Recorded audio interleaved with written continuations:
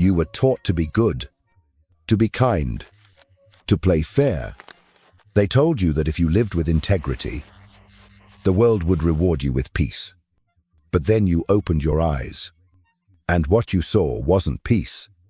It was people weaponizing kindness to manipulate. It was betrayal hidden behind soft smiles. It was a world where those who bend are the first to break.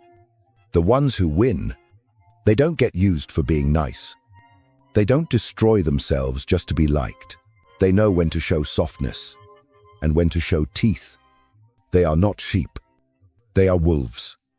And if you don't wake up, you'll be just another face in the herd, grinning for approval, while being devoured the moment you stop being useful.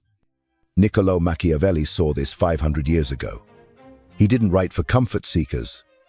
He wrote for the few willing to see the world for what it really is: brutal, layered, and ruled by those who understand both shadow and light. This isn't a motivational speech. This is a mirror, a warning, a blueprint for those tired of playing fair in a game that never was.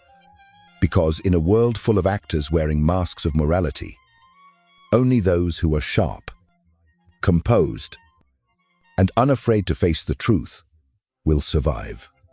Not to become cruel, but to stop being crushed. So ask yourself, are you ready to see the world as it truly is? If the answer is yes, then this journey is yours. The journey of becoming the wolf among sheep. To understand Machiavelli, you must first understand the world that created him, and how disturbingly familiar it feels to the world we live in today. He was born in 1469, in Florence, a city that called itself a republic, but functioned like a well-dressed illusion. Every 2 months, new leaders were selected by lottery. It looked democratic, but behind the curtain, powerful families orchestrated every move. The Medici, the Borgia, names dressed in velvet, but soaked in blood. They didn't rule with ethics. They ruled with fear, with cunning, with an understanding of what men truly want and what they'll do when they're afraid to lose it. Machiavelli saw all of it. He watched men rise like fire and hang like criminals by the season's end. He saw loyalty traded like currency. He saw ideals crushed under the weight of strategy. And he realized something that schools will never teach you. Power does not reward the virtuous. It rewards the effective, the calculated, the unapologetically aware. So Machiavelli adapted, not because he lacked values, but because he understood something deeper. Values without clarity become suicide. By 28, he had risen to the rank of top diplomat, not by birthright, not by inheritance, but by reading the room better than anyone else. He studied war. He watched how empires rose and crumbled, not from kindness, but from strategy, from timing, from understanding that behind every handshake, there's a hidden knife. And then he wrote The Prince not as a manifesto for evil, but as a mirror, a cold, unfiltered reflection of how humans really move when no one's watching. And if you dare to stare into that mirror long enough, you won't just see cruelty, you'll see clarity. You'll see the reason why those who survive aren't the nicest. They're the ones who never close their eyes.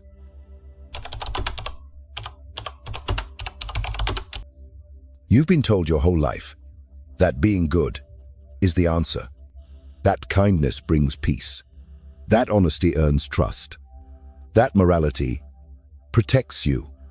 But Machiavelli saw something else. He wasn't against morality. He was against blind obedience to it.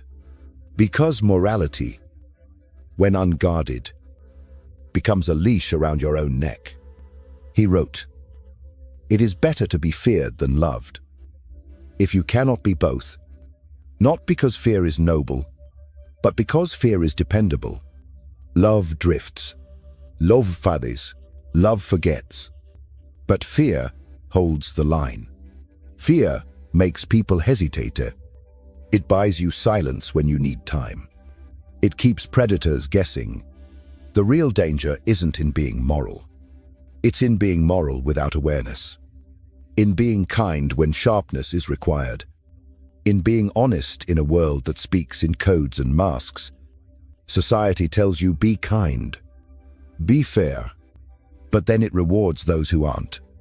It praises the wolf in a suit, while punishing the man who dares to tell the truth.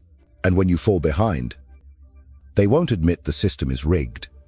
They'll tell you just didn't try hard enough. Machiavelli didn't say, abandon your values. He said, guard them. And sometimes, to guard what's good in you, you must become unrecognizable. Be good when it's safe to be. Be honest but unreadable. Be kind but never soft where sharpness is needed. Because if your morality is not backed by strategy, it becomes the very knife that cuts you. Let your ethics be chosen, not inherited. Conscious, not conditioned. Powerful, because they are protected. In a world that exploits the innocent, being moral by default is dangerous. Being moral by choice, that's where real power begins.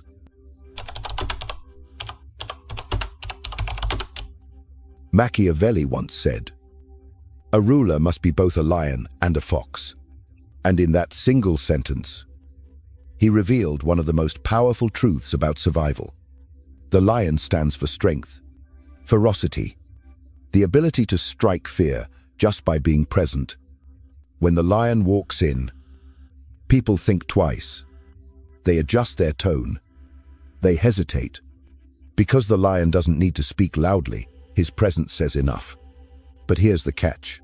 The lion, for all its might, walks straight into traps.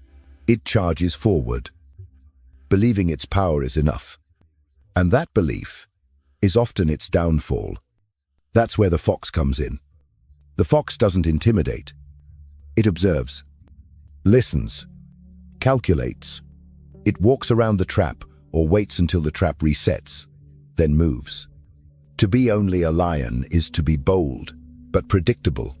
To be only a fox is to be clever, but powerless when confronted. But to be both, to command strength and strategy, that's where real dominance lives. This isn't about being fake. It's about being flexible.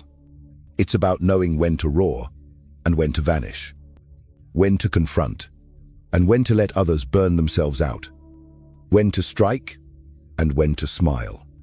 Look at the world today.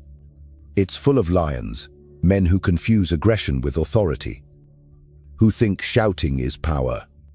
And it's full of foxes, the smooth manipulators, who smile while keeping score, planting traps behind praise. But rare are those who are both, men who walk softly but think 5 moves ahead, men who know when to disappear and when to dominate a room without raising their voice. This duality isn't deception, it's adaptation, because there will be moments in life when you must show teeth, when you must defend what's yours, when hesitation is fatal, and there will be other moments when silence is your sword, when stillness reveals more than action, when walking away is the real form of strength. So ask yourself, which one have you leaned on? Have you been all lion burning bridges because your pride refused to bend? Or all fox hiding in shadows? Too afraid to confront? Too careful to ever command? Power isn't choosing one. It's mastering both. The roar and the whisper, the presence and the patience, the warrior and the strategist. That's not just survival. That's legacy. Earlier, we spoke about morality as a personal risk. Now, we shift to a different kind of power, not what you are, but what they think you are. Machiavelli warned us clearly. Everyone sees what you appear to be. Few truly know what you are. And within that sentence lies one of the coldest truths about human nature. Perception is stronger than substance. Because most people don't search for truth. They scan for signals. They chase stories that fit their comfort. They believe the suit. They believe the smile. They believe what looks good even when it's hollow. So, in a world where eyes judge faster than minds, you don't need to be good. You need to look good. You don't need to be honest. You need to be believable. You could be the architect of chaos and still wear the smile of a savior. You could command destruction and still be seen as noble. Because image, not integrity, shapes public memory. Machiavelli wasn't promoting vanity. He was warning you. In a society ruled by optics, your survival depends on what they perceive. Most people follow symbols, not truth. They trust labels, not behavior. They don't need facts to believe you. They just need a feeling that you seem right. So what does this mean for you? It means you must build your appearance like armor. Curate your presence with precision, not to impress, but to protect. Speak of values even if you're making strategic moves behind the curtain. Show humility, even as your mind climbs through layers of calculated ambition. Because here's the cruel law. If you win, they'll call you a genius. If you lose, they won't care how moral you were. Intentions don't get remembered. Results do. So stop chasing approval. Approval is unstable. Approval flips with the crowd. Instead, command perception. Shape it like a weapon. Let your silence speak louder than your explanations. Let your calm mislead the emotional. Let your results blindside everyone who thought they understood you. This isn't dishonesty. It's discipline. Because if you let the world define your character without your control, it will weaponize your image against you. So own it, refine it, and never forget, in the kingdom of perception, power belongs to the one who controls the mirror. We've talked about personal strategy. Now, zoom out, because this isn't just about you. It's about the game you're already inside, whether you know the rules or not. Politics, business, loyalty, legacy, all of it runs on power. And power doesn't reward goodness. It rewards clarity. It rewards control. It rewards those who don't just react. They understand the invisible forces moving beneath every polite conversation, every handshake, every smile. Machiavelli put it bluntly, the man who lives by how the world should be will be destroyed by the man who lives by how it is. Let that settle in your bones. You can be kind, but if you're naive, you will be used. You can be loyal, but if you're blind, you will be betrayed. You can be honest, but if you can't defend that honesty, it will be torn apart by those who've never had to live by it. Because here's what most people refuse to admit: the world is not fair. It's strategic. You think power is about force. No, power is about awareness. It's not about being ruthless. It's about being untouchable. Behind every peaceful leader, there's a tactician who's made hard choices. Behind every moral government, a quiet circle that ensures the enemies stay quiet. That's not hypocrisy. That's how systems survive. You don't have to become a tyrant, but you do have to understand how tyrants think. Because if you don't, you'll always be ruled by those who do. Power doesn't explain itself. It doesn't ask permission. It doesn't beg for validation. It simply moves. And if you're not moving with it, you're already behind. So stop waiting for fairness. It's not coming. Stop expecting your honesty to protect you. It won't. Stop thinking your kindness will be enough. It never is. Start preparing for friction. Prepare for misunderstanding. Prepare for resistance. Because those who survive the storm aren't the innocent. They're the prepared. They don't win because they shout louder. They win because they see the attack coming 3 moves before it starts. So ask yourself, do you want to be good? Or do you want to be standing when the game ends?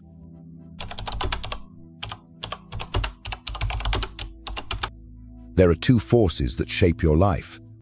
One belongs to the world. The other belongs to you. Machiavelli called them Fortuna and Virtù. Fortuna is chaos.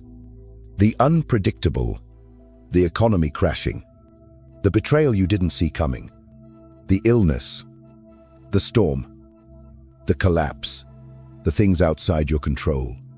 It is randomness wrapped in reality. And it doesn't care how hard you try. But then there's Virtù. Not virtue in the moral sense, but in the ancient sense of willpower, courage, discipline, and skill. It's what you forge inside you. It's the internal force that bends chaos into opportunity. And here's where most men fall. They give Fortuna 100% of the power. They blame the world. They blame their childhood, the system, the timing, the people around them. And in doing so, they surrender their agency before the fight even begins. But the man of Virtù prepares while others procrastinate. He doesn't wait for chaos to knock. He trains for it. He sharpens his perception when everything seems calm. He disciplines his instincts when comfort is tempting. He builds mental armor long before anyone tries to pierce it. Machiavelli believed Fortuna controls half of life. But the other half, that's you. That's your preparation, your resilience, your ability to stay dangerous in silence. You can't stop a storm, but you can make sure you're not standing in the open when it hits. You can't prevent betrayal, but you can make sure you don't fall apart when it comes. You can't choose your fate, but you can choose your foundation. And that's what separates those who break from those who bend. You think Fortuna destroyed you. Maybe. Or maybe you never built anything strong enough to resist her in the first place. So stop waiting for the world to be fair. It won't be. Stop expecting life to pause so you can catch up. It never does. Instead, build your discipline like a fortress. Train your instincts like a warrior. Prepare your mind like a weapon. Because Fortuna doesn't favor the loud. She doesn't favor the talented. She favors the ready. And when the flood finally comes, when the plan collapses, when everything you counted on turns against you, most people will drown. But you will breathe through it. Not because you're lucky, but because you were never depending on luck to begin with. That is Virtù. And the world bends for the man who embodies it. You understand the philosophy. You've seen how Machiavelli viewed the world not with cynicism, but with unflinching clarity. Now the question is, what do you do with that insight? How do you walk into your life, your relationships, your career, your conversations with a strategy forged in awareness? Let's begin. Rule 1. Know when to speak and when to vanish. Most people speak to be seen, to be liked, to fill the air with noise so they feel less invisible. But silence, true Machiavellian silence, isn't absence. It's calculation. Don't reveal everything. Don't explain your every move. Let others guess. Let them assume. Because when people think they've figured you out, they lower their guard. And in that moment, you move. Rule 2. Master your image. Let your appearance become your shield. You can be 10 steps ahead internally, but externally, look grounded, kind, principled. Not because you're lying, but because you're protecting. People fear what they don't understand. So, give them something they can believe in while you play the long game behind the curtain. Rule 3. Act boldly. When the time to strike comes, don't hesitate. Fortune favors the bold, not the perfect. Hesitation is the silent killer of momentum. Most people wait for permission. You can't afford to.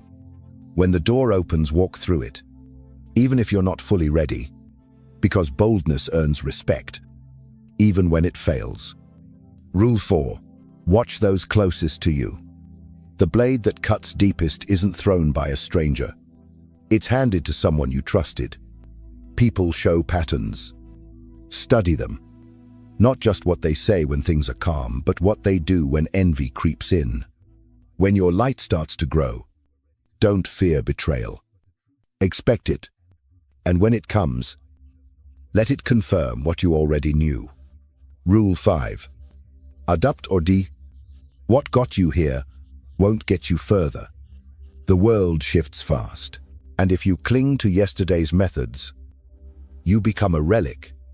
Be fluid. Be flexible. Let go of the identity that got applause last year and step into the one that earns power now.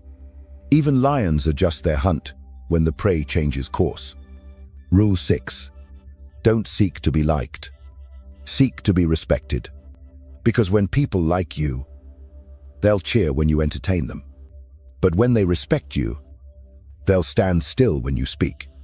Respect is built through boundaries, through the ability to say no without explaining, through the quiet understanding that you answer to something higher than popularity. Rule 7. Separate your values from your tactics. You can still be a good man, but don't be a predictable man.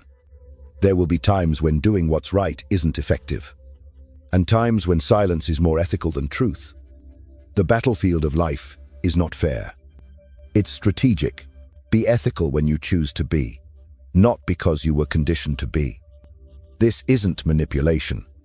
It's maturity. It's awareness. It's how you protect the very values you hold dear. Because sometimes, preserving what matters most requires wearing a mask, moving in silence, and letting the game end before they even realize you were playing. So take these strategies, not as rules, but as tools, and remember those who survive this world are not the loudest, not the kindest, not the most impressive in the moment, but the ones who blend shadow and light until the world bends in their direction. By now, you understand. Power isn't loud. It isn't flashy. It isn't desperate. Real power is silent. Not because it's weak, but because it no longer needs to prove itself. The man who seeks to control the world must first conquer himself. His emotions, his urge to react, his hunger to be seen, his obsession with being understood. This is where most men fail. Not on the battlefield, but in their own skin, in the silence of a moment when anger boils and they choose to erupt. But Machiavelli knew the man who controls himself controls the room without ever raising his voice. So let's talk about that final layer of strength. The one no one sees. The one that separates the wolf from the dog. Inner discipline. It begins with emotional control. Not repression. Not pretending you don't feel. But the ability to hold the storm without letting it spill. To feel anger and not act on it. To feel insulted and remain calm. To feel fear and move anyway. Most men fall the moment they're tested. They yell, they chase, they over-explain. They try to force their worth into the room. And with every word, every outburst, they hand over control. Because the more reactive you are, the easier you are to read. And the easier you are to read, the easier you are to manipulate. So stop trying to prove yourself. Stop trying to win every emotional exchange. Start mastering stillness. Then comes the second layer, psychological distance. The ability to detach from drama, from bait, from the emotional performances people throw at you to lure out a reaction. Because people aren't always communicating directly. They're testing, signaling, projecting. And the moment you respond impulsively, you've entered their script. Don't respond to what they say. Respond to what they want from you. Look past the surface. Study patterns, not their words, but what they do consistently, especially when they think no one's watching. Detach, not to become cold, but to become clear. And finally, the rarest layer of all long-term vision. Most men live in the now. They want victory today, revenge now, validation in real time. But the wolf, he doesn't chase the moment. He shapes the terrain. He waits. He watches. He doesn't react to noise. He responds to patterns. The fox thinks in steps. The lion thinks in strikes. But the wolf thinks in seasons. He moves in silence for years. And when he strikes, it's not out of impulse. It's inevitability. You don't win by outshouting the world. You win by outlasting it. By outthinking those who burn fast. By building in silence while others seek attention. So slow down. Zoom out. Refuse to play their game on their terms. Let them gossip. Let them underestimate. Let them believe they've won. Because when the dust settles, when the noise dies, and when the map changes, you'll be standing in a position they never saw coming. Not because you fought harder, but because you prepared cliché. This is the final level of power. Not the one that demands loyalty, but the one that commands it, without ever asking. In the end, Machiavelli had no army, no crown, no kingdom. He died in exile, stripped of power, surrounded by silence. But even then his words echoed, not because he commanded men, but because he understood them. The world called him evil, manipulative, a corrupter of morals, a threat to virtue, but they were wrong. He didn't invent corruption. He revealed it. He didn't create the game. He mapped it. He wasn't the villain. He was the mirror, and that's what made him dangerous. Not his ruthlessness, but his clarity, because most people don't want truth. They want comfort. They want to believe that power is noble, that good always wins, that morality alone is enough. But Machiavelli saw deeper. He lived through betrayal, chows, shifting alliances, not in theory, but in blood and consequence. He didn't write fairy tales. He wrote survival manuals, not for monsters, but for those brave enough to protect their values in a world that punishes innocence and rewards performance. And that's the final truth. Even the kindest kings have wolves guarding their gates. Even the most peaceful nations are built on quiet violence. And even the most compassionate souls must learn how to wield the sword not to harm, but to defend. So no, you don't have to abandon your ethics, but you must know how to protect them, with precision, with presence, and if necessary, with steel. Because the wolf does not apologize for his teeth, and neither should you. Machiavelli never begged for power. He earned the right to observe it. And when everything else was taken from him, all he had left was ink, thought, and truth. And with that, he wrote what every man fears to admit. Life is not a story. It is a game of timing, a war of perception, a test of endurance. But if you dare to see it as it is, if you have the discipline to play without losing your soul, then victory becomes a choice, not a miracle.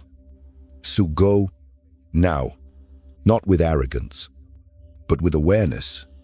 Be sharp, be calm, be deliberate. Be the man who doesn't flinch, who doesn't fold, who doesn't chase.